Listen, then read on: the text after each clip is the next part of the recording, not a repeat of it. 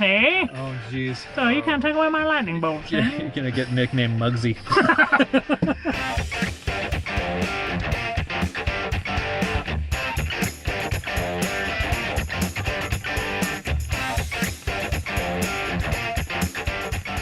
Out of the way. Yeah. I want to say Happy New Year. Happy New Year. Happy New Year. All right, I'm gonna ask if everyone's in the car. I'm pressing the button. Oh, I get to press the button. I feel so tingly. It's a reverse episode. Oh my God! It's the It's a Bizarro car world. with photographers inside of it. The Bizarro world. Yeah. Isn't that Superman's enemy? Bizarro. This is He weird. had like the backward S and a really square head. I'm still kind of like, what? I'm sitting in a weird Does it feel seat. strange? This Well, is you must never sit Well, as a passenger in this car because you're always driving it. Yeah, there's no steering wheel because you know you have a crutch sometimes, like as a crutch. This is You like, have a crutch this is that like does- your blanket from that Yes. little dude. What's his name? Linus from Snoopy. Yes. He's got the little blanket, right? Yeah. Okay. Cool. Whoa. All right. Yeah. It's just like it's like a whole new car. I can't believe You have this. to watch Anyway, this in slow mo and see the moment actually when your mind gets blown. oh man. Hey guys, Cool. I'm Spencer. Scott, Brian. we have Brian with us again. He's a regular on this. Yep, back by popular demand. Yeah. And we were going to talk about, well, we're let's see, as the podcast goes up, we're like nearly, a good 2 to 3 weeks into 2018. Mm-hmm. So, what are the trends that we think are going to happen in photography in 2018? And I have absolutely no idea because I'm not a trendsetter. Oh, this is gonna be fun. But I want to hear what you guys think is going on, and then at least I can say, well, I think that might apply to me, or no, I think you're full of it. So let's find out.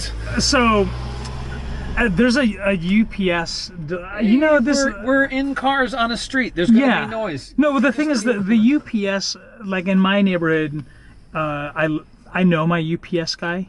Of course you do, I know because him. you have stuff showing Yeah. up every day. And Yeah. new devices from Kickstarter he's- that you hate, Yeah, well, or I love, or that you love, or I super hate. or sneakers that anyway.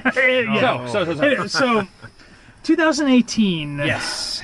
First off, 2017, we saw some pretty awesome things. I think we saw a lot of 4K hitting more homes. I think we're going to see more of that in 2018. Yeah. But what's Next topic. but what's been pretty tough about 4K and what's been really difficult with 4K, because I've been chatting with some of my friends who shoot a lot and they do a lot of video. They're like, man, Spencer, do you know what does 4K 60p? Or I want to do slower motion in 4K. And I know Sony has like some pro stuff that in their cinemas. I don't know. Well, what about something. Canon or something? Because I thought Canon has like a ton of video. I mean, they got all like red line or something like that. I mean, right? I mean, those are more cinema cameras. Yeah, but, they're the C-line, I think is. I don't know their line. C200, Thank you. C300. Right. Okay. So they have that stuff, but I don't know if they do 4K 60. Because I know iPhones do 4K 60. The 1DX Mark II does 4K at 60. Okay. Oh. So The Peter McKinnon camera. The camera. The camera. Hey, that's a good one. He should use that. He should use Peter that. McKinnon's Yeah, camera. the camera. All right. Wow. So the thing for me in 4K is all the baggage that it comes with. It does come with baggage.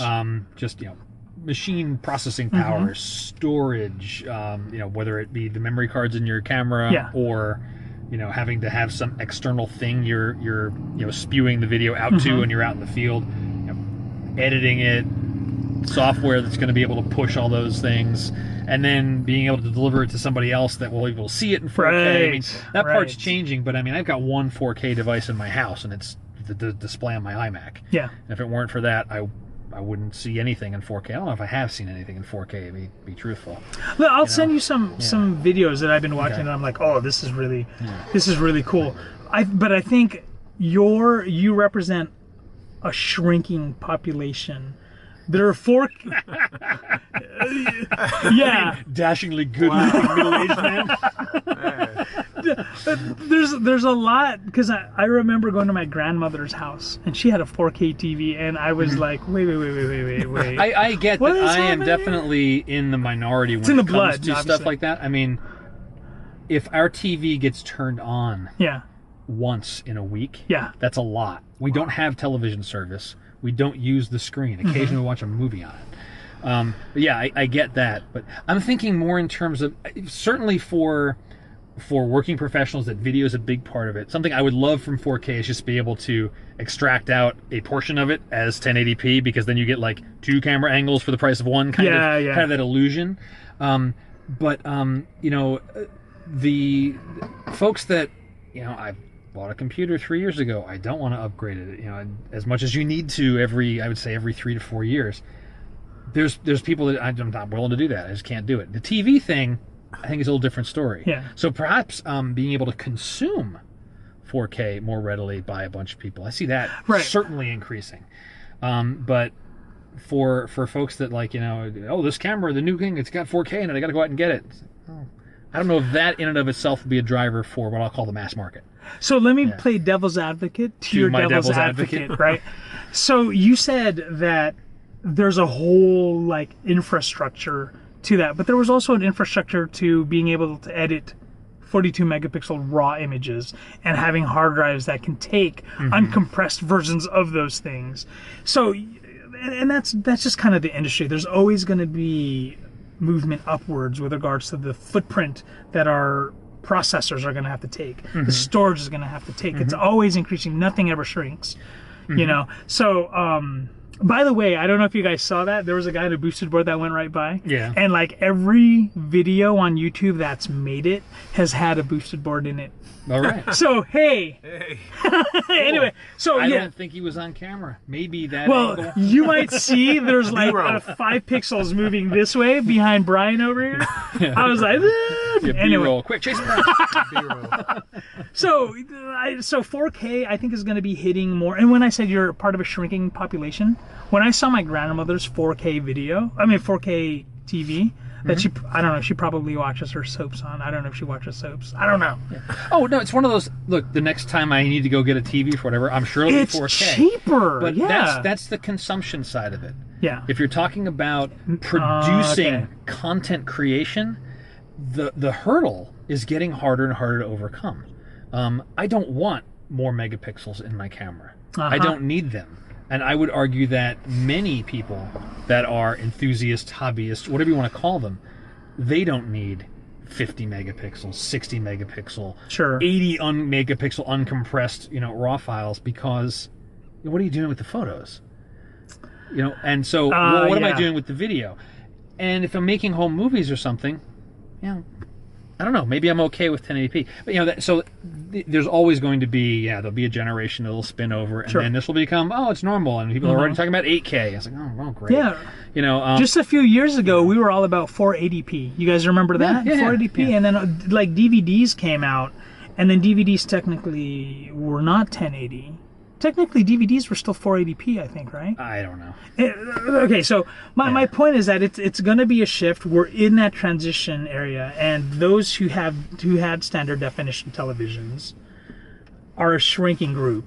Sure. And now there's a lot of folks with HD. Now there's a lot of folks. You know, last year's Black Friday, there was a HD is the norm now. Yeah. And I would say, I don't know, by the end of this year, but probably maybe by the end of 2019, 4K will be the norm. Yeah. And we'll be sitting in here talking about 8K.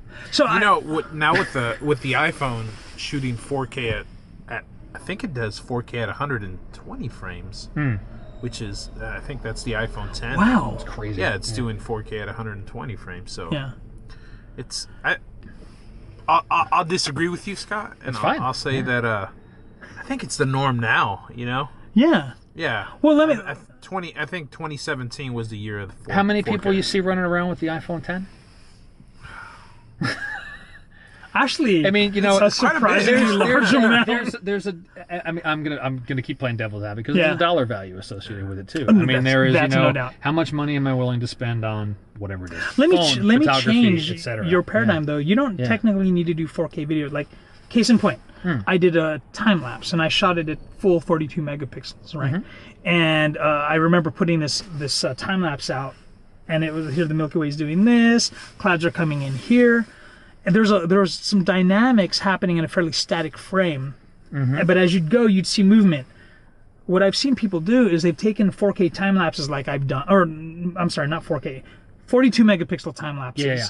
And what they'll do is they'll crop it, and as you're going through the time lapse, you're moving across the frame. You're doing like a Ken Burns kind of thing. Yeah, so you're adding an additional, and technically you're not capturing video, you're capturing frames, and then you're coming up. That I mean, don't get me wrong, I see the value in it. I just see that the barrier to entry is still not come down far enough. That I think it's going to be one of these. And everything it encompasses. And it's one of those. And someone did this wonderful time lapse. And what did most people see it on? Compressed Facebook video. Oh yeah. That. So there's.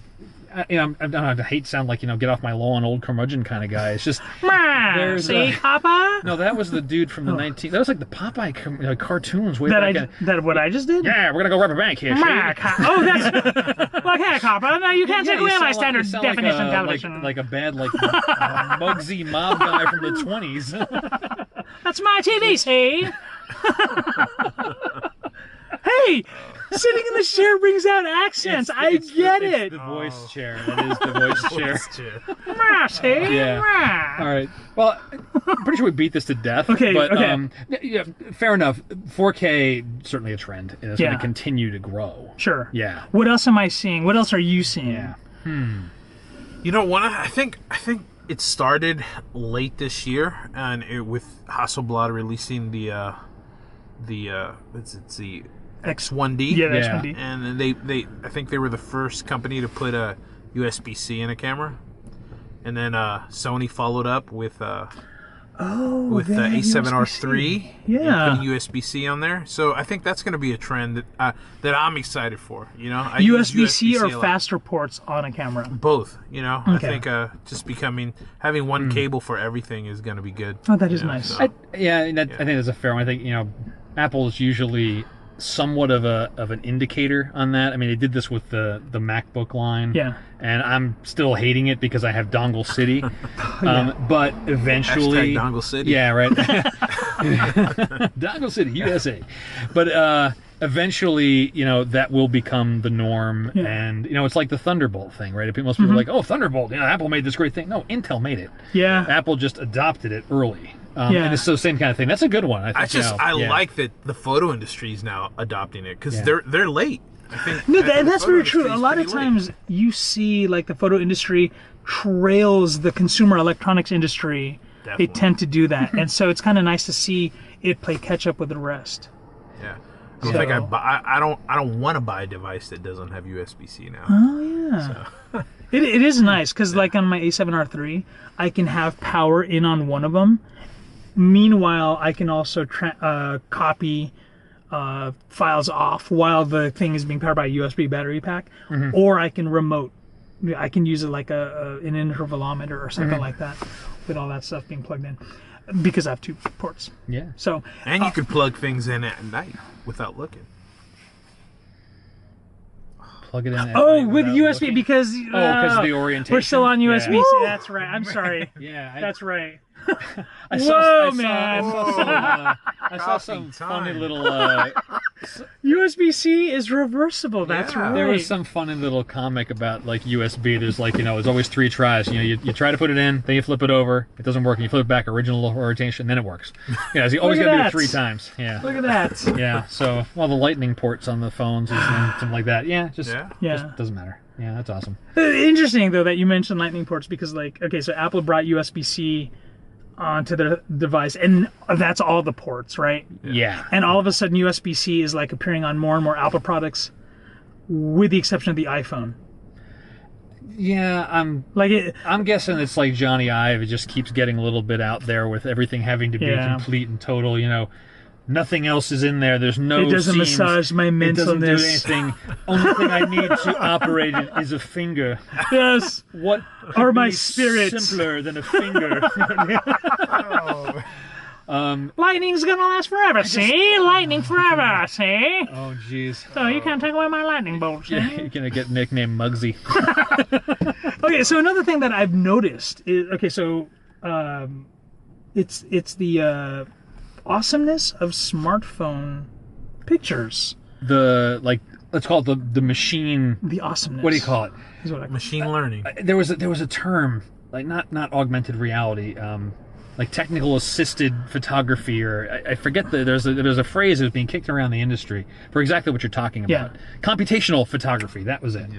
Where you're leveraging smarts in the device, right. Like that fake bokeh thing. Yes. In the portrait mode in the iPhones,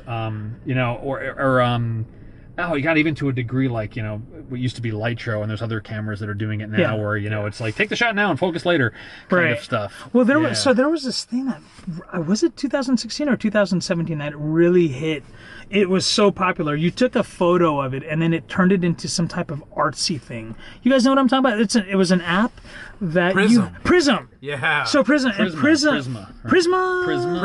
Yeah. Prisma. Yeah. And it was it a neural network kind of thing that it was talking to something in the cloud. So smarts that go on top of imagery is kind of a thing that is happening on these tiny devices that fit in your pocket, and I'm like, wow, that's pretty remarkable. That being said, I can still tell the difference between a nice big aperture lens and a decent machine learning image from an iPhone. The tech is not perfect. I was talking with someone who was we were kind of doing like a portfolio review online, and they had a photo they'd taken with an iPhone 10. And it was like, imagine like a bicycle wheel up close, and then the background was all thrown out. Well, the background being thrown out was done by the iPhone, but there were certain segments in between spokes that weren't. So the technology still has to improve in certain situations. Like a bad Photoshop. For a portrait, it recognizes faces very well, but it will get better. And I think you're going to see it in phones, and fingers crossed, you're going to start seeing some of that stuff come into the desktop apps too, like whether it be the auto keywording things, of like kind of the face recognition Sensei, kind of right? But some of the stuff that Skylum is doing with intelligent filters is pretty interesting. They've already got some of the stuff out. Really? So imagine you take a photo of like I don't know, house, bunch of trees, sun in the background. You want to make a sunshine thing, you drop the sun in there, start dragging it around, and it's figuring out where to make sunbeams based on where trees are, where trees aren't. And it's some cool stuff, and I think you're going to start seeing some more of that stuff on the post-processing back end. That's going to be some fun things, and I think you'll see some other the software vendors need to innovate some, because at the end of the day, it's like, whose contrast slider am I using? It doesn't really matter. If it's like a specialized contrast that does more interesting things based on what's in the photo, that's going to be some cool stuff. And I'm cautiously optimistic to see some of those things, because that's more in my wheelhouse for stuff that I want to do to a still image. That's really, really cool. So I know that because I'm big on Kickstarter, I saw this one company that had a strobe. You could use a strobe and it could light a scene, and based on that you could go in post-production and figure out what part of the scene that light was supposed to fall on. Oh, interesting. So I was like, that's cool. I'm sorry, Brian, you were going to say something though when we were talking about that stuff. I was just going to mention the Pixel 2s, like the XL and the Pixel 2. I think they nailed it. Yes. Oh, I agree. I can tell them apart. I looked between at that and a DSLR. Yeah. So let me tell you what the tell is. If you have specular lights in the back, because if you have bokeh on, that's physically taken bokeh, right? Yeah. You have a big aperture. You have, depending on what kind of lens and the shape of your aperture blades, you can either have a circular specular light or a teardrop or an onion of some sort, whatever it is, right? Or whatever. Nine-sided, no nonagon, whatever. Yeah, a nine-sided no nonagon. That's a thing. That's a hashtag. Look it up. Well, if you look on the machine learning versions of those, it's a blurry. So in the center, there's dot. Still like a hot spot. Yeah. Or, So because Christmas was just a few months ago, and oh my gosh, You know what? That's going to work no matter what. Yeah. Cool. We could film. We could put this out in July. Yes. So the people were taking pictures with their Christmas lights and putting it up on Instagram. They're like, look at me with the iPhone stuff. And the Christmas lights in the back, which I love the way they look on a DSLR.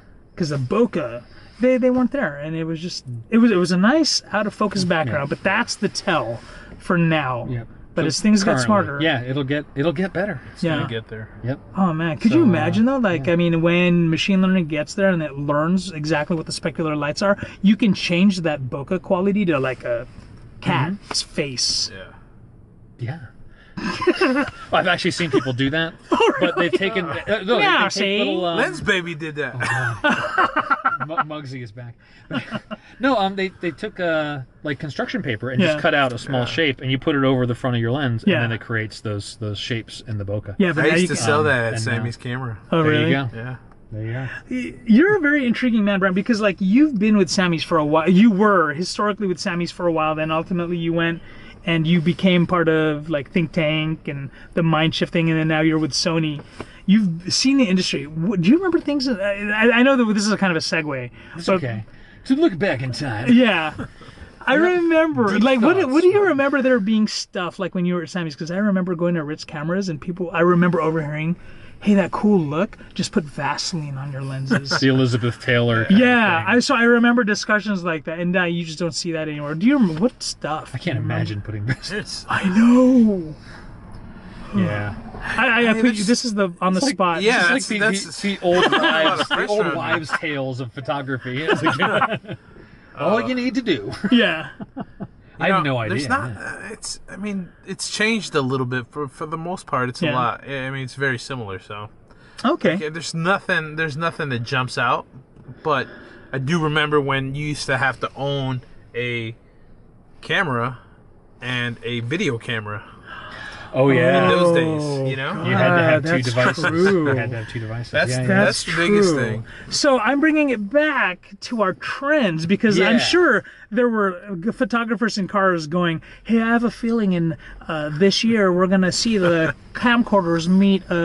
That's how we spoke back then. Back then, right? Yeah. We're gonna see a camcorder, and we're gonna see a camera come together. Imagine that, right? You're not kidding about the voice seat. I didn't realize the. This is an empowering accent seat, dude. Of the voice seat. Yeah. But did you see what I did there? I brought that back. Yeah. Let's talk about Sammy's, and then boom. Bring it on back. Yeah. Back to the Future. Okay, so what else? Machine learning is a big one. Yeah, that's going to be a lot. Yeah, I wonder. Computational computing. That was the phrase. Yeah. I wonder what they're going to do if they take that and somehow bring it together with your DSLR. So you're already at that echelon where your images look great.